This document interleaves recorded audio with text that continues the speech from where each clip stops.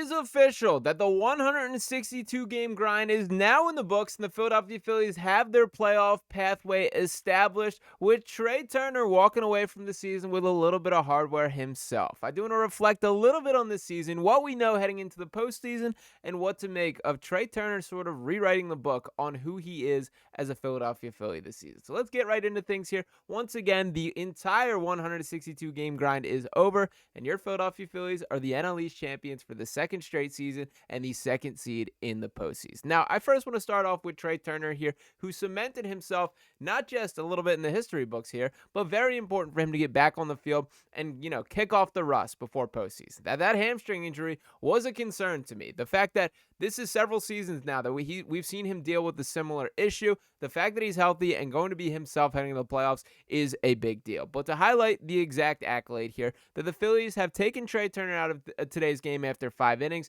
and he's won the National League batting title with a .305 batting average. He is the first Philly to do it since Richie Ashburn in 1958. Now, to give a full reflection on what we saw from Trea Turner this year: 15 home runs, 69 RBIs, walked 43 times, 179 hits across his 587 at-bats there, also stole 36 bases.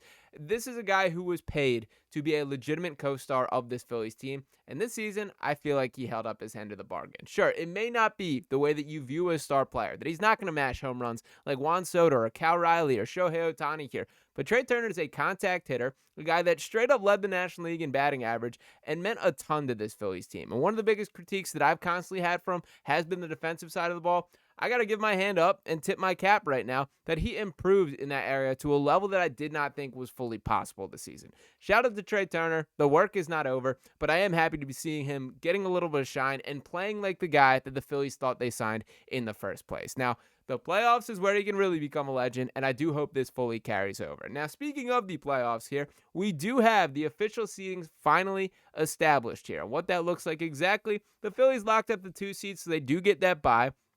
And the Cincinnati Reds will take on the Los Angeles Dodgers for the right to face this Phillies team. That is right. The New York Mets did not qualify for the postseason. A team, and to highlight the latest here on the Mets specifically, that since sweeping the Phillies up in Queens back in August, that the New York Nets have lost 18 of their final 29 games and have missed qualifying for the 2025 playoffs. At one point in the season, the Mets were 21 games over 500, all that money spent on talent and no playoffs. And not only that, there are some real deal conversations that are going to need to be had within that Mets organization here. Pete Alonso already being quite open that he's opting out of his contract, exploring free agency, and they did not seem to be on the best of terms in how those negotiations went last offseason. This is a team that threw everything to bring Juan Soto to Queens, to New York, to play for the Mets here, to steal him from the Yankees, and all that to be sitting on your couch come playoff time. Pretty incredible collapse there. I did not imagine that this was a Mets team that we were talking about like a wagon for most of this year, dominating the NL East, 21 games above 500 there, and our Philadelphia Phillies are the ones reigning supreme at the end of the day there. So shout out to the New York Mets. Wish you well in the offseason. Cannot believe this is the discussion that we're having, but that is a team that I'm thrilled that we do not have to talk about in a postseason perspective. Now, to pull up the full bracket once again here, that we do have, of course, it's going to be the Reds and the Dodgers as the fight here. I've seen a lot of people sort of chalk this up to a foregone conclusion that we're looking at a Dodgers-Phillies matchup. I'm not quite there yet, that I do give this Reds team a fighting chance, that there is some talent on there. I mean, Ellie De La Cruz headlining things, and then really across the roster. The pitching I don't think is bad. Like, I think that team is going to put up a battle. I don't think this will be a sweeper. I think they'll at least win a game. I think it will be a competitive opening round matchup, which is not really how I'm sensing that it's being talked about there, but nonetheless, we will bookend that. And to just note here that the Dodgers this season, or in matchups with the Dodgers this season, 5-1 on the year, that they lost 0-5, won 9-6, won 6-5, won 8-7, won 3-2, and then lost 1-3. So I guess 4-2 on this season. I was looking at the 2024 record, which was 5-1. So if you do want to grade that out over a 2-season sample size there, 9-3 against the Dodgers, not bad odds there. But of course, we do know the postseason is a different beast. Shohei Ohtani is Shohei Ohtani, and that roster is loaded there. But nonetheless, my focus from a playoff perspective will continue to be on the internals of this Phillies team. That I do feel if they play their best ball, it is up to another team to match that. That we've seen this team really be humming for stretches this season, and I feel pretty good about the way that they are entering this postseason here. Sure, they're not, on a ton of momentum, and some of these teams, like the Reds, for example, who've really scrapped their way in. But I do think this team is ready, is focused, and is being a professional about this. And that did go right down to the 162nd game today. As I wanted to pull up this, I think, ending in pretty poetic fashion this year,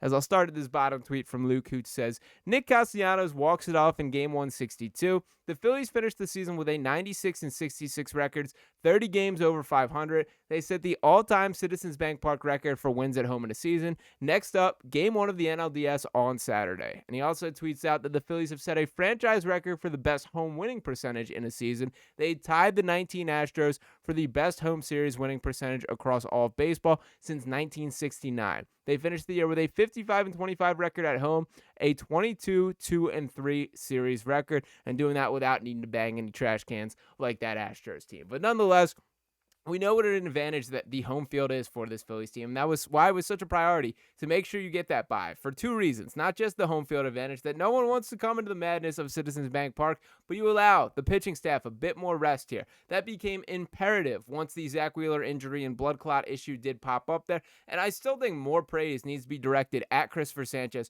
for what a stellar season that he's had, man. It's incredible when you reflect on this was a dude making the fringes of the Phillies roster just 3-4 years ago, that in the first playoff run for this Phillies team, he wasn't even getting a start. He wasn't even on the playoff roster here. And now we're talking about this dude like an ace. I do feel that Christopher Sanchez needs to be brought up in the more prominent discussion talking point when it comes to the NL Cy Young Award. I understand he's not going to beat Paul Skeens, that I understand I can look at the odds, I can see the way it's being talked about, that it is going to be Skeens' award.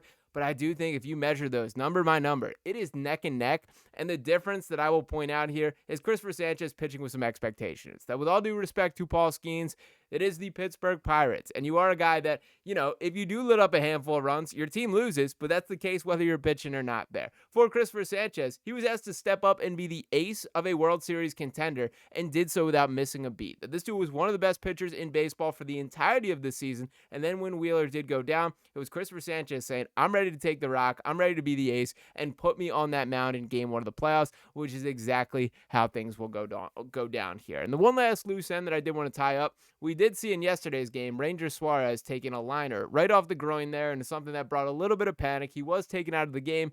It was noted by Rob Thomson that was completely precautionary there, and Ranger Suarez saying that he feels fine and will be ready to get his next start. So this is going to be an interesting week for this Phillies team. I will shout out our guy Luke Arcaney, who's going to be right there at Citizens Bank Park on Tuesday for the inter-squad scrimmage there. Going to do all the interview process. We should have some really good information for what to expect for this postseason.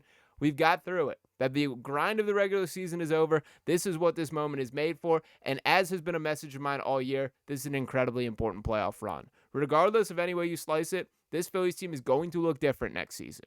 So if this team, this core, this group wants to have a World Series championship next to their name, it is this year that they need to find a way to get it done. So we'll see how that plays itself out. Still a lot more time to get excited. We get to hone in and lock up, watch that Dodgers-Red series and see who ultimately the opponent will be. But I feel pretty good about the way the Fightins finish this season and are ready to propel into the playoffs. But let me know what your guys' vibe check is in the comments there. Are you a bit nervous? Sure, I can admit that there were some losses in ways that, you didn't love during this final stretch of the season. I'm not going to say that they played with their food, but they were in a comfortable position where they did not have to go all out on a night-by-night basis in a way where other teams weren't there. So we'll see how things shake out. Drop your thoughts below. Appreciate you guys for tuning into this video as always. And once again, we are just now hitting the ground running. That this is playoff time. This is Red October, and we're going to be all over everything. So the best way to be keeping up is by hitting that subscribe button on the channel. Drop a like on this video here. I'll be back talking to you next time. Peace.